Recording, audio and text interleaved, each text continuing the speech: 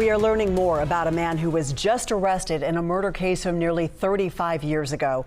Prosecutors announced yesterday they were able to arrest Michael Green because of new DNA technology. They also freed a man who already spent more than 14 years in prison for that crime. People who know the new suspect tell us they're in a state of disbelief. How are you wrapping your head around it? Well, I'm not, and everybody that knows him, none of us are. He's not that kind of a person.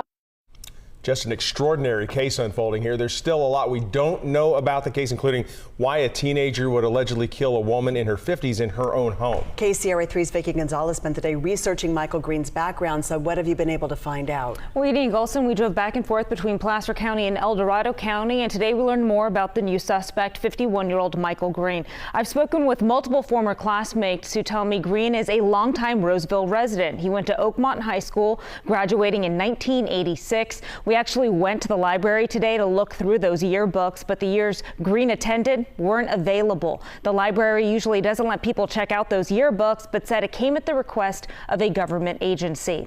Green is currently in Placer County Jail. He was arrested on Tuesday in Roseville. The murder he is charged with, however, happened in El Dorado Hills back in 1985. 54-year-old Jane Hilton, a print journalist for the then Foothill Times, was found inside an El Dorado Hills home, stabbed 29 times and had a bite mark on her shoulder. Prosecutors say it was the DNA testing from that bite mark that exonerated Ricky Davis, who had been in prison for nearly 15 years in Hilton's murder. The district attorney explains advances in DNA genealogy led investigators to Michael Green. They say Green was with Hilton's 13-year-old daughter the night of the murder. A minor himself, he's believed to be a junior at Oakmont High School in Roseville at the time. We spoke with one of his former classmates on the phone. She went to middle school and high school with Green and says those who knew him just can't believe it. He truly was just a genuinely kind, easygoing person, like even-tempered person, just super chill. I mean, he's just like an easy, laid-back kind of guy. It just doesn't seem like he would be, I don't know, in El Dorado Hills, like murdering an adult woman and stabbing her, 29 times. So I just hope and pray that in exonerating the other guy, they didn't, incriminate the wrong guy.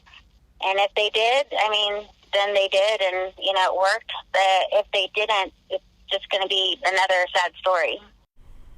And it's important to mention yesterday it was believed that Green went to Oak Ridge High School in El Dorado County, but today we learned that just isn't the case. There was actually another Michael Green who was a student at Oak Ridge High during the same time.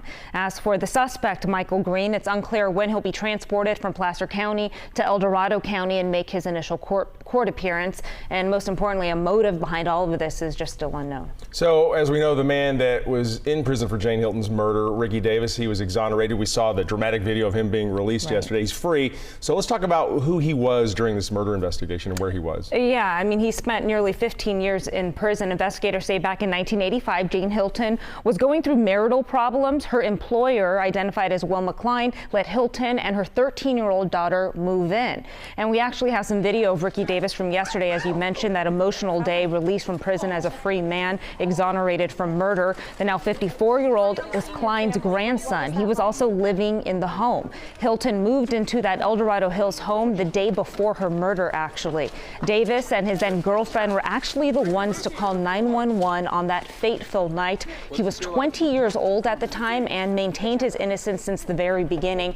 Recent DNA testing really cleared him of the murder, and prosecutors say that same DNA testing led them to Michael Green. Just a set of circumstances that led them to suspect that he was guilty. And then yesterday we learned they used some really aggressive interrogation tactics. So that's how they put the case together. Yeah, thank you.